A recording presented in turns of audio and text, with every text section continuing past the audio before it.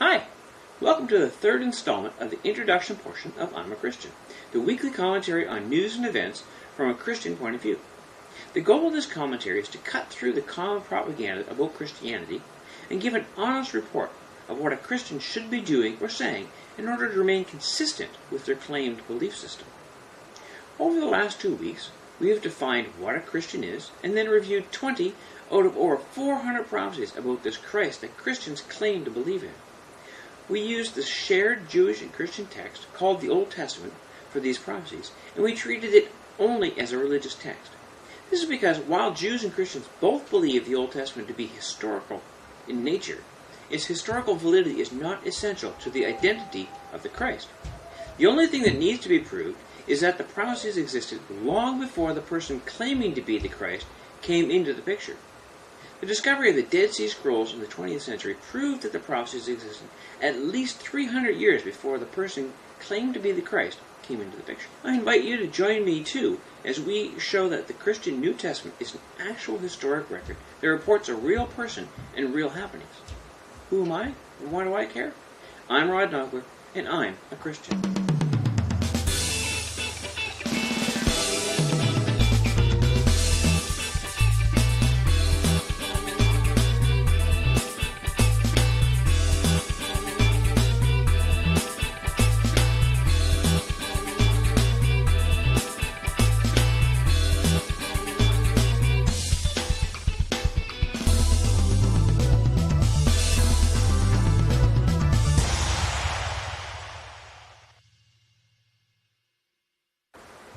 The New Testament is a collection of writings written by several different Jewish authors, most of whom claim to have seen the Christ in person.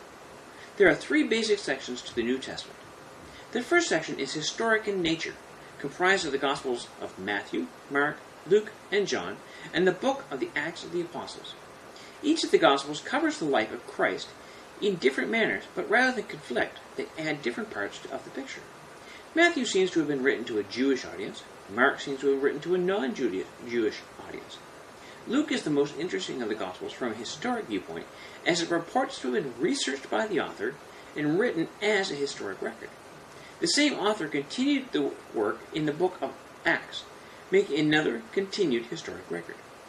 The last Gospel, John, seems to focus more on the doctrines about the Christ in contrast to typical Jewish beliefs at the time, rather than being a historic record. The second section is a collection of letters from various church leaders to different congregations that were developing. These letters provide additional instruction and doctrine. As letters, they are historic documents even though they don't provide much in the way of events. They can be used to show the state of the church and its thought process in this early time in the same way as the Constitution is a historic document without it recording events. The last section is a single book of prophecy, Revelation. While its content is very applicable to Christian encouragement and knowledge, we won't refer to it much in this discussion because, being prophecy, it isn't history. Yet. Okay, so we're going to talk about 3 different things. This is the content. It may seem to be a minor point to some, but it does speak to the historical accuracy of the first 5 books of the New Testament. Of the first 5 books which are historical in nature, only one of the 4 deals with any real theological issues. Some may point out a prophecy that was fulfilled or connect certain events to the Jewish religion, but for the most part, the historic books report the events in a straightforward manner. Number 2, authorship. Additionally, these 4 books of the 5 are not written by major players in the early Christian church, but by relative unknowns. Both of these facts add to the historical trustworthiness of the book. The last point is the major one for most people. It's the proximity to events.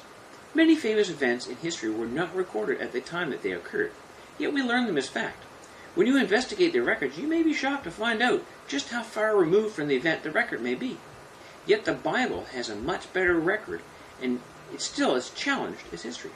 Consider the following chart. This chart lists numerous historic figures and authors, along with the time of the date it was written, the earliest copy we have, and the gap between these 2. Notice that there's a 1,200-year gap between when Plato was written down and the earliest copy we have.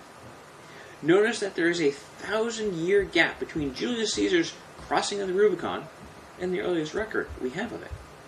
Notice that there's a 1,400-year gap between when Aristotle was written down and the earliest copy we have. there is a 500-year gap between the writing and the earliest copy of the Iliad. Yet, for the New Testament, there is less than a 100-year gap, not only between the writing of the record and the earliest copy we have, but also between the event itself and its original writing. In some cases, the original writing was done by someone who was there, and in most cases, the original writing was done by someone who spoke to people who were there. From a historical record standpoint, the New Testament is the more reliable of the items on the chart. You should also note that we have over 5,000 copies of the New Testament, as compared to only 7 copies of Plato, or 10 copies of Caesar crossing the Rubicon, and 49 copies of Aristotle. We have a much better idea what the original version of the New Testament contained because of the agreement between all these copies. So, in conclusion, we have 3 main reasons to consider the New Testament as a historical document and be historically accurate. First, the first 5 books are written as history, and letters are historical context. Second, the first 5 books were not written by people central to the formation and communication of Christian doctrine, but by relative unknowns. And lastly, we have the magnitudes more copies of the New Testament, and those copies exist from within less than 100 years of the events that they record.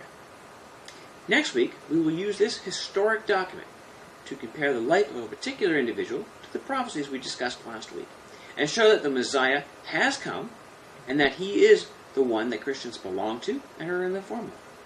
Join me after this short commercial break as we respond to our first question.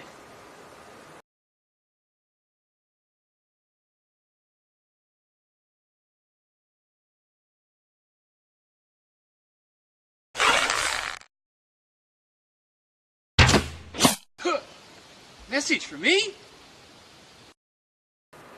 Welcome back. This letter is actually a question I received in person. It said, I noticed that all the verses you posted last week were from the King James Version. Is there any reason to use that instead of one of the more modern translations, such as the New King James Version or the New International Version or something similar? Mom. Yes, my mom asked me that. Thanks, Bob. Yes, there is a reason I chose to use the King James Version for those references. Actually, 2 reasons. First, there are those who object to translations other than the King James Version, but I haven't seen any people who object to the King James translation itself. So I thought I would default to the least objectionable translation for those verses in particular. Secondly, those prophecies are fairly clear in the King James Version, so I didn't think that the King James Version would create any confusion for the purposes of those prophecies. This will be my pattern for the most part. Most people are familiar with the King James reading, and it is the least objectionable. But I'll also use other versions as we progress, if I think that they will offer a clearer understanding of the original Greek and Aramaic. See, some people may have the idea that we can translate a foreign language into English with a one-to-one translation of words. But it doesn't work that way in real life. In reality, there are foreign words that encapsulate concepts that would take a sentence or even a paragraph in English to convey. And the same goes the other way around. An easy example of this is the Hebrew word shalom. Now, most people are likely familiar with this word and its common translation of peace. However, the Hebrew word itself does not mean peace in the English sense, not completely. If you look it up in the Strong's Concordance, which is a dictionary and cross-reference for understanding the Bible, you will find that shalom is the Hebrew word numbered 7965, because he's got them all numbered, and it means completeness, wholeness, health, peace, welfare, safety, soundness, tranquility, prosperity, perfectness, fullness, rest, harmony, the absence of agitation or discord. It'd be quite difficult to say that every time you came across the word shalom in the text, now wouldn't it?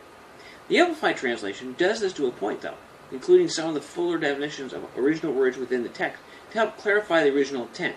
And I will use the Amplified Translation at times as we go, if necessary. Well, I hope that answers your question. Join us next week as we find out who the Messiah is. And don't forget to like this video, subscribe to the channel, and comment below.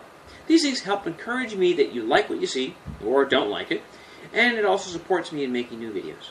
Until next time, God bless you.